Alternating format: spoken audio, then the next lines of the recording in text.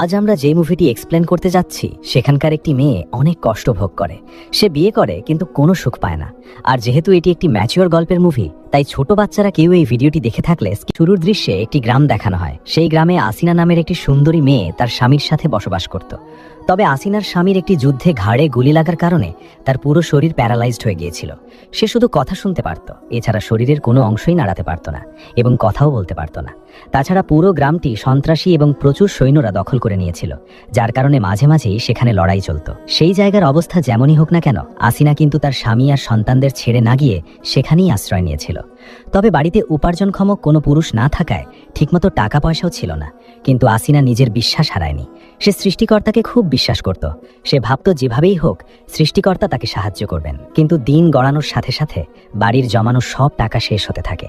এদিকে আসিনা তার স্বামীকে একজন ডাক্তারকে দেখায়। সেই ডাক্তার বলে যে আপনার স্বামী আর 2 সপ্তাহের মধ্যে স্বাভাবিক হয়ে যাবেন। 2 সপ্তাহ কেটে যায় কিন্তু আসিনার স্বামী আর স্বাভাবিক হয় না। এরপর আসিনা তার স্বামীর জন্য ওষুধ আনতে ওষুধের দোকানে যায়। সেখানেও সে অনেক ধার দেনা করে ফেলে, যার ফলে তারাও আর ধার দিতে রাজি হয় না। আসিনা বুঝতে পারে না তার কি করা উচিত। তার কাছে সব টাকা শেষ হয়ে যায়। তাই সে তার স্বামীকে যেভাবেই হোক বাঁচিয়ে রাখার জন্য বাড়ির ফেনা ভাত স্বামীকে খাওয়াতে থাকে। এই পরিস্থিতিতেও তাকে সাহায্য করার মতো একজনই ছিল। সে হলো আসিনার আত্মীয় রানী বেগম। আসিনা কিছু টাকার জন্য রানী বেগমের বাড়ির দিকে যায়, কিন্তু সেখানে রানী বেগম ছিল না। সেই জায়গায় অন্য একজন বয়স্ক মহিলা ছিল। তিনি বাইরে এসে বলেন, তোমার আত্মীয় এখান থেকে চলে গেছে, সে কোথায় গেছে তা আমার জানা নেই। আসিনাও ফিরে বাড়িতে চলে আসে। সে সত্যিই বুঝতে পারে না কি করবে। সে তার স্বামীর পাশে বসে তাকে বলতে থাকে, এই যুদ্ধের দুনিয়ায় টিকতে না পেরে আমার মা আর আমার ভাইও আমাকে ছেড়ে চলে গেছে। শেষমেশ আমার আপন বলতে যে একজন ছিল ভেবেছিলাম, সেই রানী বেগমও আমাকে ছেড়ে চলে গেছে। আমার কি করা উচিত আমি বুঝতে পারছি না। আমি এখানে আর থাকতে পারছি না। যেভাবেই হোক এই গ্রাম ছেড়ে আমাদের এখান থেকে বেরিয়ে যেতে হবে। কিন্তু তোমাকে নিয়ে আমি কিভাবে যাব? সে এসব তার স্বামীকে বলতে থাকে। অন্যদিকে তার স্বামী সব শুনতে পারলেও কিছুই বলতে পারছিল না। পরের দিন ডাক্তার বাড়িতে আসে আসিনার স্বামীকে চেক করার জন্য, কিন্তু আসিনার কাছে টাকা নেই। ডাক্তারকে টাকা দিতে পারবো না এই কথা বলতে না পেরে সে বলে, আমার শরীর খারাপ, আপনি পরে আবার আসুন। এই বলে ডাক্তারকে সেখান থেকে পাঠিয়ে দেয়। এরপর ভেতরে গিয়ে নিজের স্বামীকে দেখে। তার ক্ষতের দিকে তাকিয়ে থাকে আর ভাবে, আমি তোমার চিকিৎসাও করাতে পারছি না। ঠিক সেই সময়ে বাইরে আবার যুদ্ধের পরিবেশ শুরু হয়ে যায়। সবাই বন্দুক আর বোমা নিয়ে লড়াই করতে থাকে। আসিনা এবং আশেপাশের সব লোকজন মিলে কাছাকাছি থাকা একটি বাংকারে গিয়ে লুকিয়ে পড়ে। আসিনাও তার সন্তানদের নিয়ে সেই বাংকারে লুকিয়ে থাকে। বাইরে যুদ্ধ চলতে থাকে। যুদ্ধ শান্ত হওয়ার পর আসিনা আবার বাইরে আসে আর তার স্বামী কেমন আছে তা চেক করে। তার স্বামী বেঁচে থাকে, কিন্তু আবারও যুদ্ধ শুরু হয়। আসিনা আবার দৌড়ে তার সন্তানদের নিয়ে বাংকারে চলে যায়। এভাবে অনেকক্ষণ ধরে যুদ্ধ চলতে থাকে। এবার আসিনাদের বাড়িতে সৈন্যরাও প্রবেশ করে। সেখানে পড়ে থাকা আসিনার স্বামীকে দেখে তারা চেক করে যে সে আদৌ বেঁচে আছে কিনা। কিন্তু সেই বাড়িতে ধর্মগ্রন্থ রাখা থাকতে দেখে এরা ভালো পরিবারের মানুষ ভেবে সৈন্যরা সেখান থেকে চলে যায়। যুদ্ধ শান্ত হয়ে যাওয়ার পর আসিনা বাইরে আসে। সবকিছু স্বাভাবিক হওয়ার পর সবাই একটু শান্ত হয়। কিন্তু আসিনার পাশের বাড়ির একজন মহিলা বাইরে এসে আসিনার কাছে যায় এবং বলে, আমার বাড়িতেই আমার ছেলেকে খুন করে ফাঁসিতে ঝুলিয়ে দেওয়া হয়েছে। এই কথা শুনে আসিনা খুব ভয় পেয়ে যায়। আমি আর এই জায়গায় থাকতে পারবো না, এখানে থাকলে আমি বাঁচবো না। এই ভেবে সে তার সন্তানদের নিয়ে তার স্বামীকে সেখানেই ফেলে রেখে তার আত্মীয় রানী বেগমের পুরনো বাড়ির দিকে যায়। কিন্তু যেহেতু রানী বেগম আগেই সেই বাড়ি ছেড়ে চলে গিয়েছিল, তাই সে সেই বয়স্ক মহিলার কাছে গিয়ে বলে, আপনি রানী বেগমের ঠিকানা না দেওয়া পর্যন্ত আমি এখানেই থাকব। বয়স্ক মহিলাটিও অনেক খোঁজাখুঁজি করে রানী বেগমের ঠিকানা জোগাড় করে দেয়। এরপর আসিনা সেই ঠিকানা নিয়ে রানী বেগমের এলাকায় যায়। তবে সেই এলাকাটি ছিল মূলত একটি নিষিদ্ধ পল্লী। সেখানে রানী বেগম একটি অন্ধকার পেশায় জড়িয়ে পড়েছিল। আসিনা জিজ্ঞেস করে, তুমি এই কাজ কেন করছো? তখন রানী বেগম বলতে শুরু করে, আমার আসল গল্পটা কি তা তুমি ঠিকভাবে জানো না, আমি বলছি শোনো। বিয়ের পর আমার স্বামী জুয়ায় আসক্ত হয়ে পড়েছিল। সে কিছু পাখি পুষত আর সেই পাখিদের নিয়ে বাজি ধরে বাড়ির সব টাকা শেষ করে ফেলত। একদিকে সে আমার ওপর পাশবিক নির্যাতন চালাতো, আবার তোর বাচ্চা হয় না বলে আমাকে খুব মারধর করত। আসলে সত্যিই আমার বাচ্চা হতো না। একদিকে আমার স্বামীর অত্যাচার, তার উপর আমার বাচ্চা হয় না এই কথা জেনে আমার শ্বশুরও আমার সাথে খুব খারাপ আচরণ করত। সেও আমার উপর জোর জবরদস্তি করত। আমি এই কষ্টগুলো আর সহ্য করতে পারিনি। তাই একদিন আমার স্বামীর পোষা পাখিগুলোকে আমি বিড়ালের খাবার হিসাবে ফেলে দিয়েছিলাম।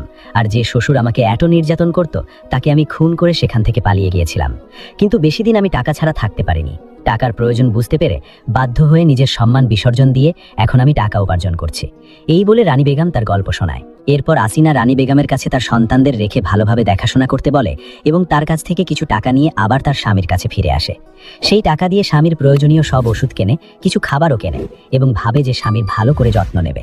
অনেক দিন হয়ে গিয়েছিল, তাই আসিনা তার স্বামীর শরীর পরিষ্কার করে দেয়।